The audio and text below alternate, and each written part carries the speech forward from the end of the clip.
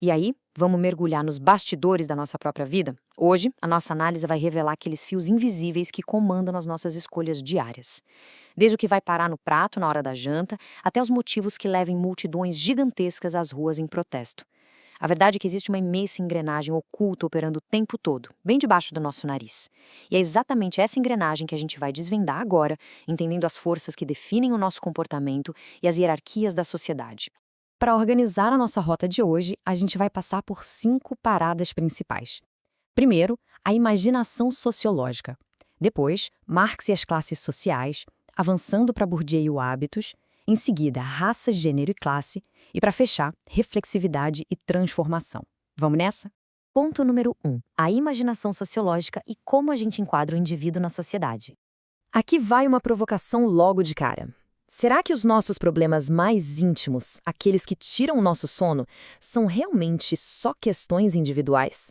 É super fácil assumir que as nossas lutas diárias acontecem meio que num vácuo, né? Quando acontece a perda de um emprego ou bate aquela crise de ansiedade pesada, a nossa primeira reação é analisar isso só pela ótica da trajetória pessoal. Mas, pensando bem, será que as batalhas íntimas estão mesmo isoladas do resto do mundo? É bem aí que entra a ideia fantástica da imaginação sociológica do Charles Wright Mills. O que ele faz é conectar diretamente aquele nível micro, lá da vida privada, com o nível macro, das grandes estruturas da sociedade. Na prática, isso significa que problemas que parecem ser de responsabilidade 100% individual estão, na verdade, totalmente entrelaçados com cenários coletivos e históricos muito maiores. Entender isso é um divisor de águas porque muda completamente a forma como a gente enxerga o nosso próprio lugar no mundo. Um exemplo claríssimo disso aconteceu lá em 2020, quando as ruas de Londres foram tomadas por protestos. A morte trágica de um único homem, o George Floyd, lá nos Estados Unidos, gerou uma resposta gigantesca que atravessou fronteiras num piscar de olhos. E por que isso aconteceu? Essas manifestações antirracistas ganharam o globo não só por uma empatia a um caso isolado, mas porque as pessoas perceberam ali um problema histórico e massivo: o racismo estrutural. O que aconteceu com uma pessoa era o reflexo cruel de uma desigualdade que permeia de verdade todas as relações sociais. Chegamos à parte 2. Marx e as classes sociais, a base material.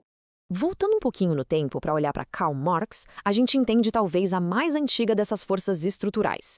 Ao analisar a sociedade capitalista, Marx identificou uma desigualdade profunda, que era movida pela propriedade privada. Isso acabou gerando uma divisão da sociedade em dois grandes grupos bem distintos. De um lado, a burguesia, que são os donos dos meios para produzir riqueza, tipo terras, fábricas e máquinas, e do outro lado, o proletariado, os trabalhadores que têm apenas a própria força de trabalho para vender, em troca de sobrevivência. Na visão dele, são dois lados com interesses totalmente opostos, frente a frente. E para ver essa luta histórica acontecendo na prática, é só dar uma olhada nessa imagem das docas de Londres em 1889.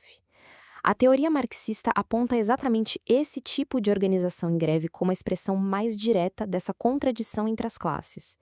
São os trabalhadores sentindo o peso da dominação e decidindo unir forças, se organizando para tentar negociar o valor do próprio esforço contra os donos dessas ferramentas de produção. O ponto central do argumento de Marx é super forte. Ele dizia que as pessoas não fazem a sua própria história a partir de condições que elas escolheram livremente. É exatamente o oposto. É a base material e econômica que dita as regras e condiciona todo o desenvolvimento da vida política e cultural.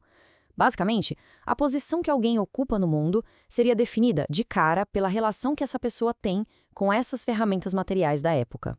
Avançando para o século XX, temos a parte 3, Bourdieu e o hábitos, a realidade cultural da classe. O sociólogo francês Pierre Bourdieu decidiu dar um passo além e quebrar de vez aquela velha ideia de separar rigidamente o indivíduo da sociedade. E ele fez isso propondo o conceito de hábitos. É fascinante porque ele sugere que as estruturas sociais são literalmente incorporadas pela gente desde cedo. Nossos gostos, a forma como a gente fala, o estilo de vida, até o jeito de andar.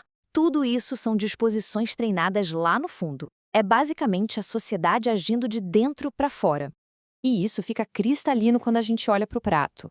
Imagina a cena. De um lado, aquele prato feito clássico, super reconfortante, com um bife de fígado acebolado. Do outro lado, um foie gras caríssimo com maçã caramelizada. A grande sacada do Bourdieu é que os gostos culinários não são só preferências biológicas aleatórias. Eles operam, na verdade, como mecanismos implacáveis de distinção social.